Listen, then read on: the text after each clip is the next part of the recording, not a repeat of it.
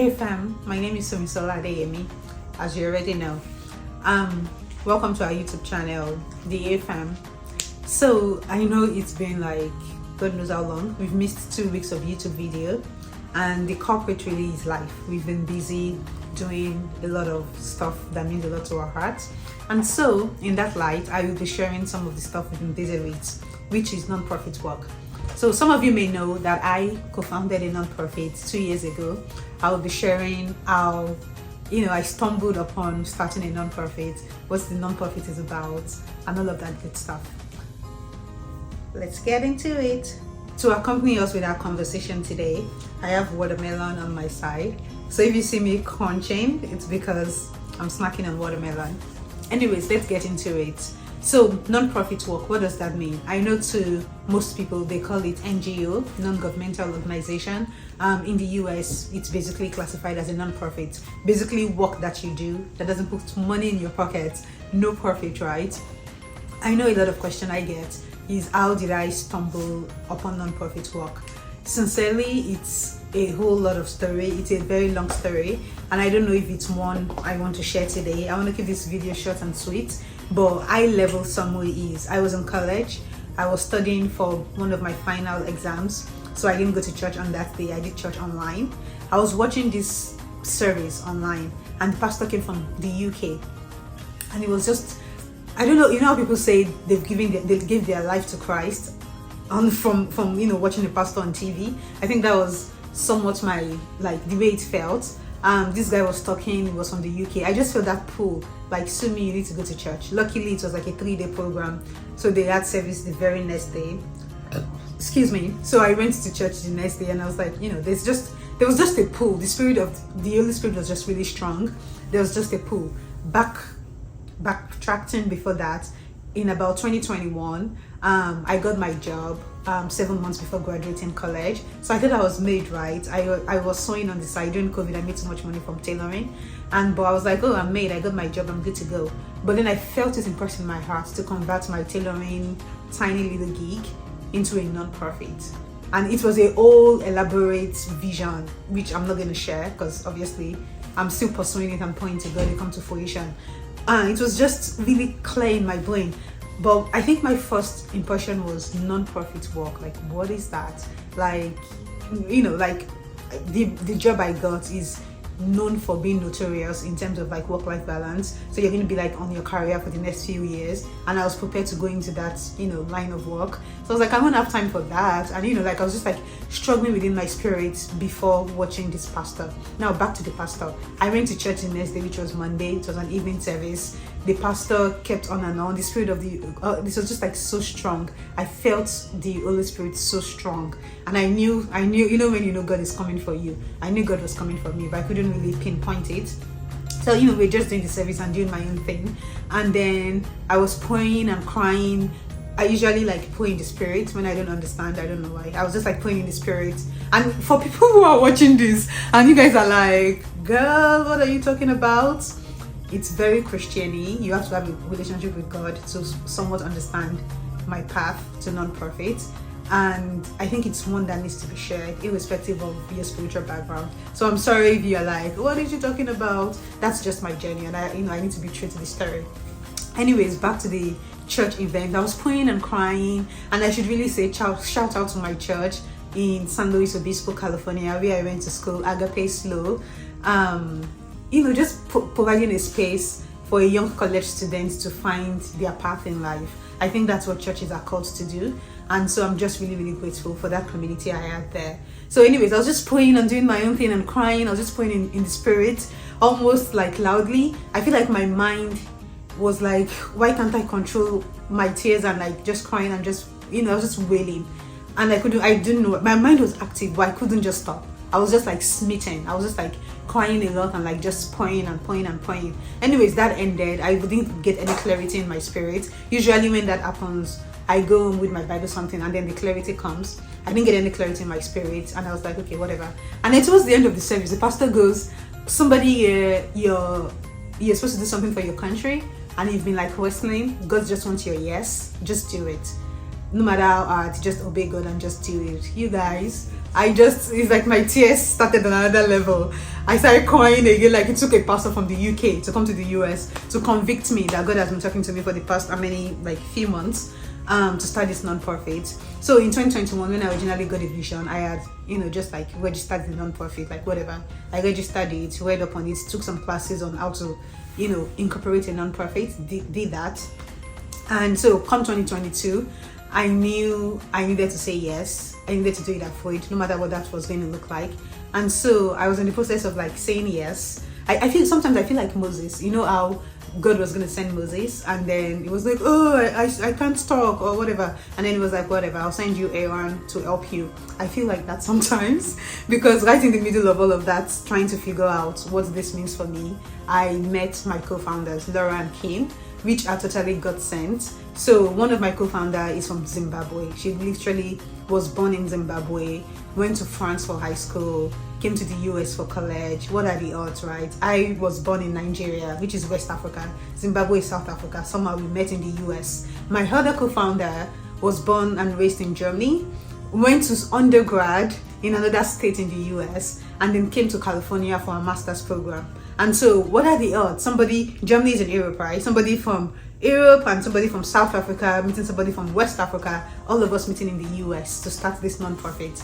I strongly believe that when I was born, when Kim and Laura and their parents had them, God had it in his mind that someday in 2022 we're going to meet and start a non-profit. It's like all inspiring, but I sincerely believe that because it came together. I remember we met at a coffee shop. They wanted to start a business that's supports, they play tennis, that uses tennis to serve underprivileged people. I wanted to start a non-profit that supports family. That was my own vision: family and then society. And again, it's bigger than just family, but I can't share that yet. So that that was my vision. And then we connected during coffee, and it was just like that. I was like, oh, this non-profit is incorporated. Do you guys like the name Craft by Jade? My name is, on the business name. Are you guys fine with that? They were like, yeah, we are good with that. And I was like, okay, let's start planning our fashion show. We're going to launch. And I'm sure, they told me this later. Laura was like, damn girl, like, just like that. Yeah, so that was basically how we started Craft by Jade in 2022. We launched with a fashion show in June of in May of 2022. That was our first fashion show in San Luis Obispo. We had, I think, more than 80 people show up. It was an amazing event. I think it all happened so fast that I didn't really soak it in at the time, but it was just like a confirmation, like a yes, like God is with you, you guys keep going. So it was really, really cool. We started with our first family in 2023. We have more than 200 kids who have gone through tennis program in Zimbabwe now. We're actually launching with our next family this year. We are starting with our next family. We've completed poverty eradication programs for one family already. And I think all in all, just thinking from 2022 to 2024, I've learned so many things about myself, about the heart of God, about purpose, about pursuing God's will. And I think if I could name 4 things, or maybe let's round it up, 5 things I've learned about non-profit work. Number 1 is that poor people can't do non-profit work. It sounds harsh, but I've quickly found out that if you're poor, whether mentally or like materially, you have no business doing non-profit work. Poor people can't do non-profit work. And I think I needed to like grow up so fast to realize what I've been called to is a privilege and to really pursue it as such. Anyways, that was the first thing I learned with my non-profit work. So the second thing I learned is serving is a privilege. Like I said, I tell people, me being in the US and serving poor people, serving underprivileged people doesn't necessarily make me better than them. My co-founders, we all just have privileges. The people we serve are not exposed to, and just we lead with that. We are like, oh, we are just more privileged. That's why we don't call the people we serve poor people. We call them less privileged, underprivileged.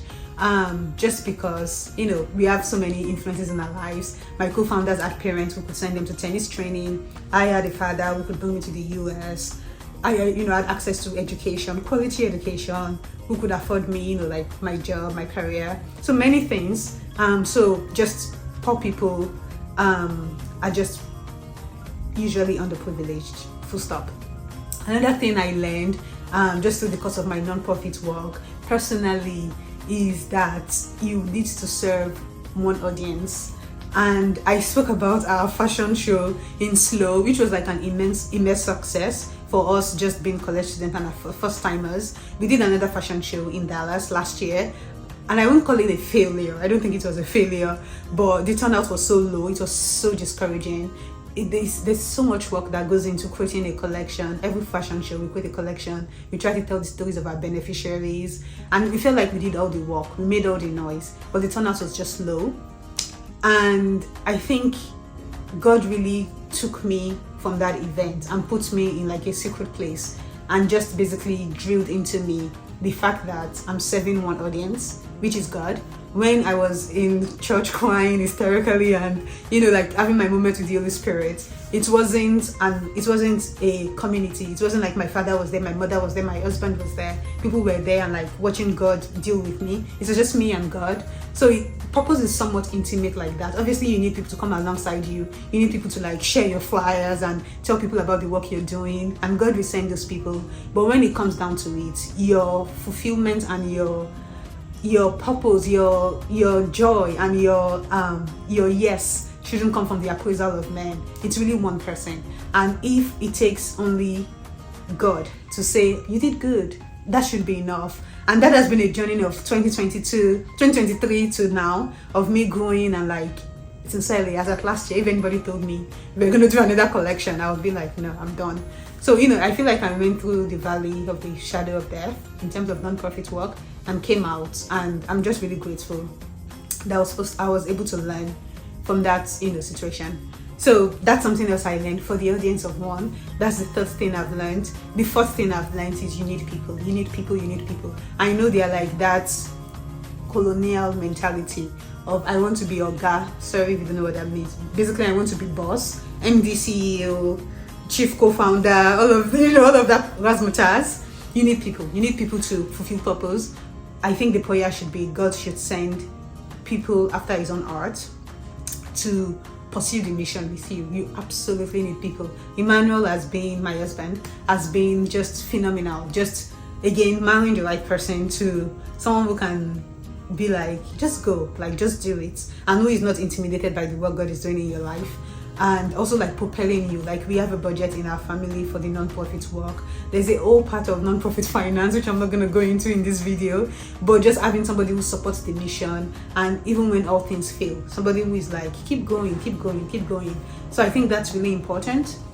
And I think the fifth thing I've learned about non-profit is to remember who the source is. So like with non-profit work, sometimes I think we forget that you are not the one saving. You're not saving anybody. You are just a vessel. Or I am just a vessel. I need to remind myself often. So sometimes I tend to be like, like I don't want to delegate. I want to control. I have this vision in my head. I want to do everything. I've really learned to chill. Like use people God has sent in your life. And then remember, you are not going to do anything for anybody.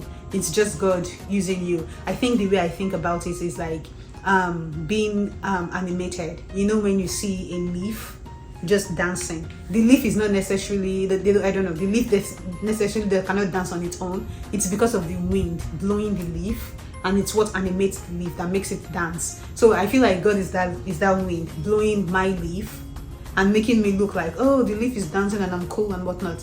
It's God is the wind behind that. And so non-profit work, if anybody wants to start a non-profit, for sure connect with me. Happy to tell you all the gist of starting a non-governmental organization or non-profit work.